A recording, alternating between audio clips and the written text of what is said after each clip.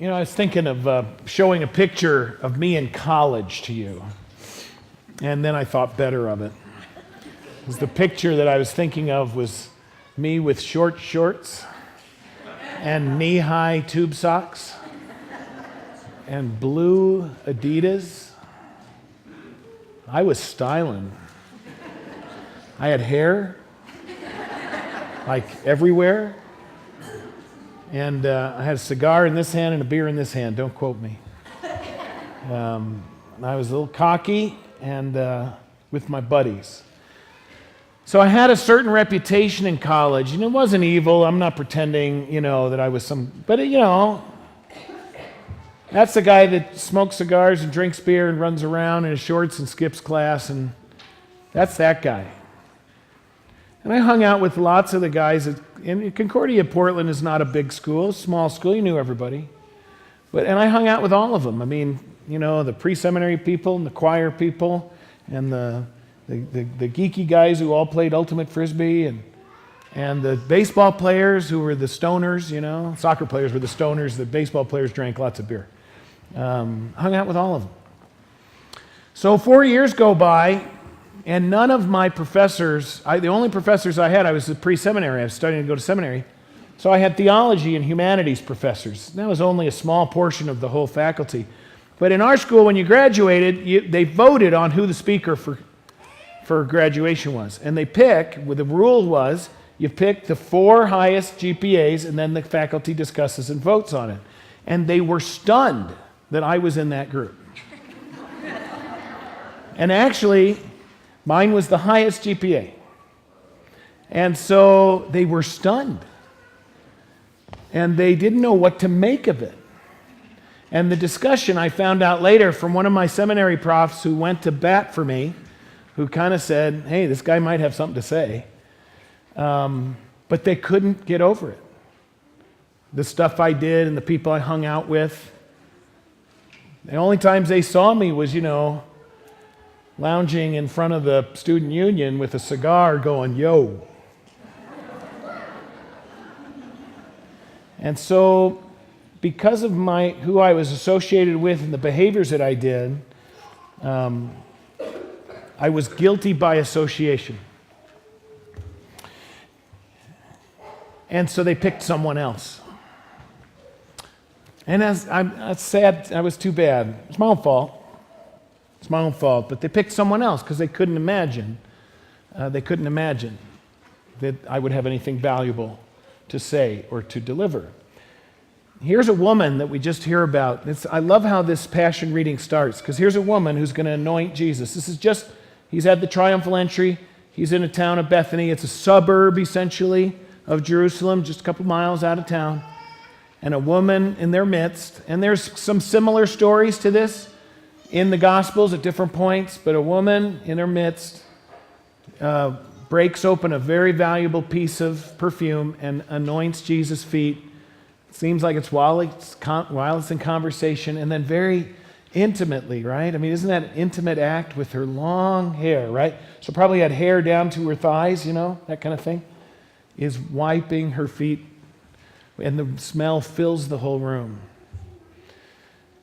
And Judas, and I'm sure there were other disciples too, and the other stories are like, can't get over it. They can't get over it. And in other stories where Jesus is approached by women in this way, some of the voices are like, doesn't he know who she is and how sinful she is? Doesn't Jesus get it? And the witnesses here and in other instances, they see Jesus as guilty because of his association with her. That he chooses to associate with her. That he will associate with sinners persistently, regularly, consistently. He associates with tax collectors, with pagans, Gentiles, Roman soldiers, women, sick, the unclean. And when people see that, they perceive that the sins of those people taint Jesus. That their sin of all those people is transferred to Jesus. And they're right. Thank God. And they're right. Their sin, our sin, every sin, transferred to Jesus. That's the story you hear today. You'll hear this whole week That's the story we hear, transferred to Jesus, making him guilty instead of us. He becomes the sin offering which was demanded by God. But here's the miracle and the message that Jesus brings to us in this little vignette. Imagine him. I'm going to write it as if Jesus is saying this. Jesus says this to them.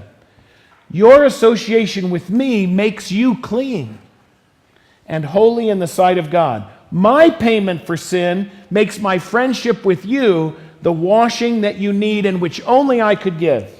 For my holiness and my perfection and my love overwhelm the stains of your sin, and it makes you whole.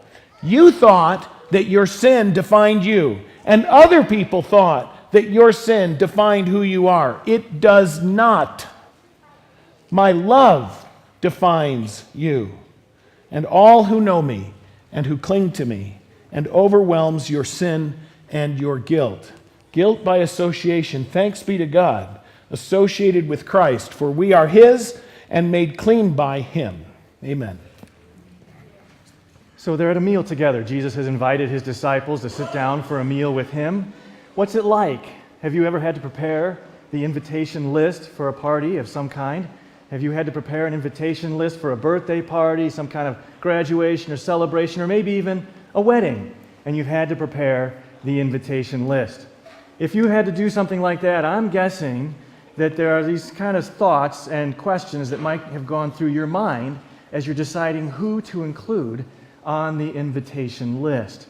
Maybe the first thing that went through your head, or somewhere in this party planning, you thought, well, there are some people that I should invite. There are some people I should invite to the wedding. I should invite to the birthday party. I should invite to this celebration. I should invite them because, well, there's a number of reasons why. Maybe they've been a friend for a long time of the family, or maybe they're related to somebody, or maybe it just feels like, they would be left out. They would feel left out if we didn't invite them, and they might be hurt, or maybe there's just an expectation that they would have been invited to the wedding or the celebration of some kind. And so as we go through these kinds of invitations, there are people in our lives that fit in this category of we should invite them, right? I'm guessing that there's somebody else in the room that feels, has had that experience, not just me. But then there's another group of people. We ask this question. We say, well, if we invite this person, then we also have to invite that person. You ever been there? If I invite the person I really want to have at the party or the wedding, well, then I'm going to also have to invite them because they'll find out. They'll find out they weren't invited, or they'll wonder, why did everybody else get invited and not me? And so now, it grows. The invitation list grows because of, well, if I invite this person, I have to invite that person. And as Teresa and I planned our wedding and the invitation list, we had those people on our list that we wanted to be there, and then those that should be there, and those that we had to invite because we invited somebody else, and then we had everybody that our parents said had to be there. So then Teresa's parents were saying, well, you should invite these people as well, and my parents were saying, you have to invite these people as well, and then we're like, let's just elope, But there's those things, right? Who are you going to invite? Those you should. Those you feel like you have to because you invited somebody else. Or people that you should not, and you invite them anyway, right? This is weird Uncle Al, or somebody like that you're thinking, we shouldn't invite them.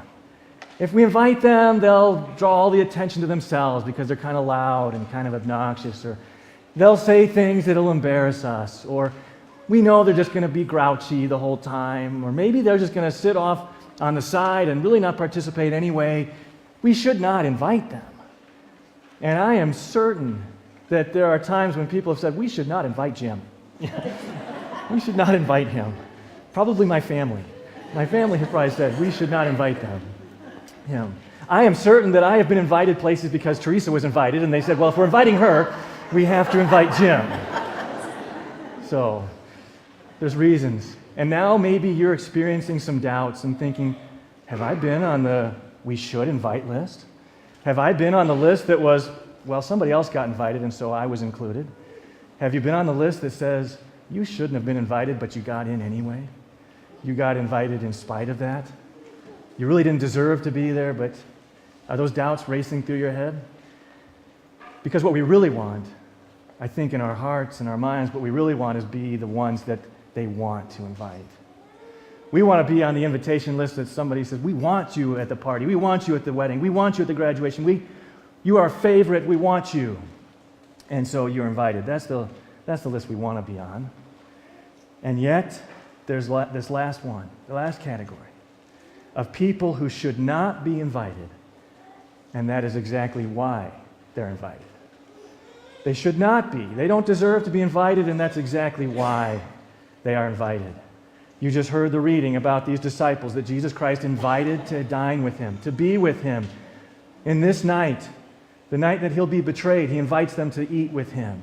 This meal that he was eager to share with them, and he invited them because he should not have.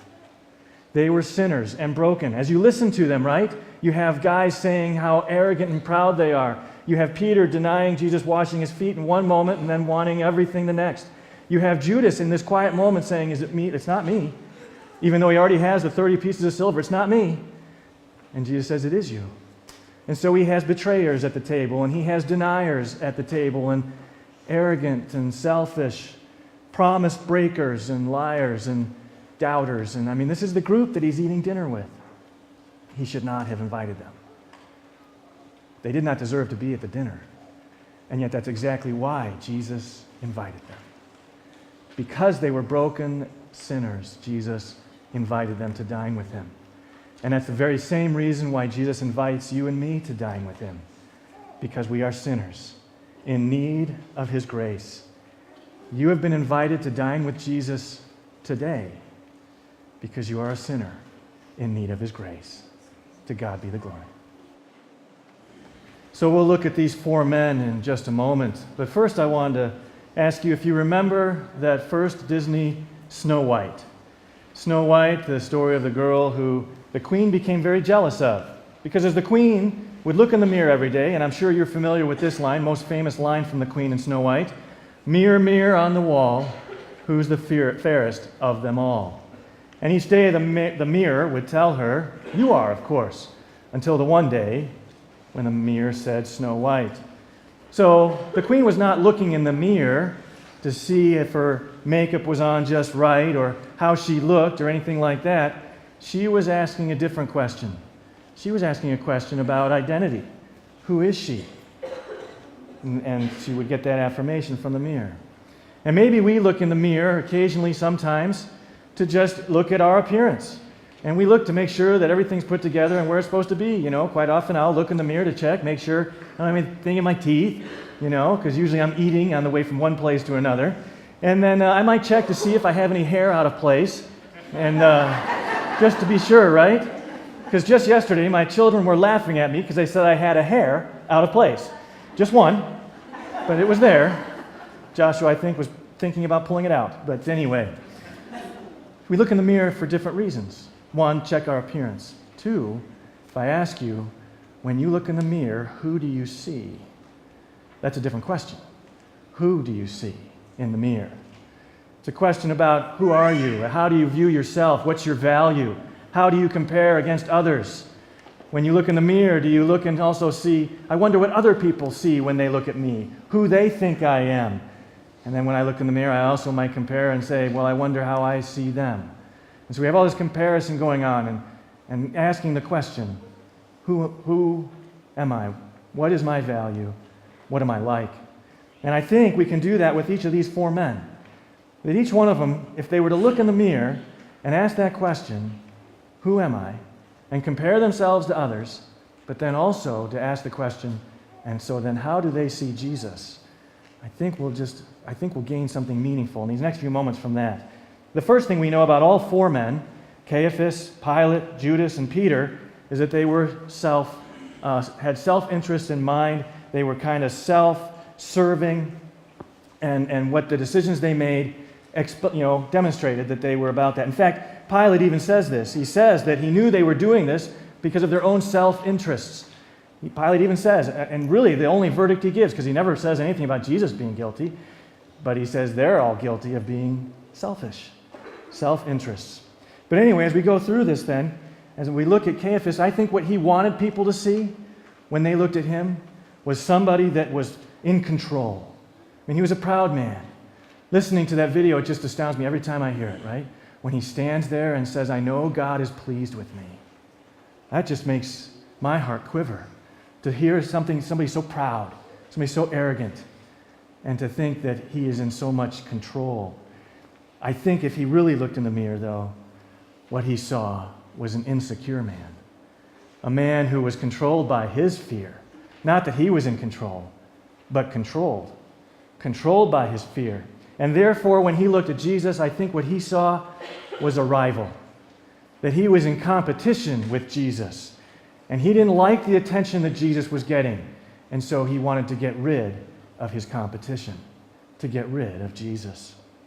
I think Pilate, if he looking in the mirror, what he would want people to see is somebody who was important and powerful. I mean, being the governor, a Roman governor here in Jerusalem with the Jews is like, you got kicked to the curb, kind of. I mean, you got the worst duty as a governor to be here working with the Jewish people and just trying to maintain some order, and the Jewish people were difficult and so Pilate wanted everybody to see him as somebody who was important and somebody who was powerful. But I think that when Pilate looked in the mirror, what he saw was somebody who was insignificant, somebody who was weak, unimportant, not valuable. And so he wanted to prove it over and over again. And therefore, I think when he looked at Jesus, he saw a troublemaker. I think he saw somebody who was just an annoyance. I think that comes to us also with the words of his wife. Just have nothing to do with this guy. He's just going to bring you trouble. And so Pilate again says, how can I get rid of this troublemaker? How can I just be done with him? I'm going to wash my hands of him. I don't want to have anything to do with him because he's just an annoyance to me. Judas, as he would look at himself, I think he wanted people to see him as somebody who was smart, somebody who was clever, somebody who worked behind the scenes and knew the system and could make things happen. And he could hang out with the disciples and Jesus, and he could have these secret conversations with the high priest and with the leaders, and he could work it out so he could get rich, and he just wanted to be seen as smart and clever. And yet what I think he saw himself as, and what was demonstrated in his actions, is that he saw himself as being unforgivable. That his regrets were so powerful in his life and in his heart and mind, he could not imagine being forgiven. And so he saw Jesus as the judge, as somebody who would use the law to condemn him. And so he, in fact, condemned himself because he was so driven by his regret and despair. And then there's Peter. Peter, who we know not only from this example, but from many other stories about Peter. Peter, I think, wanted to be seen as a leader. He'd be the one to step out first and the one to, listen to him. I mean, he says, if nobody else goes, I'll go.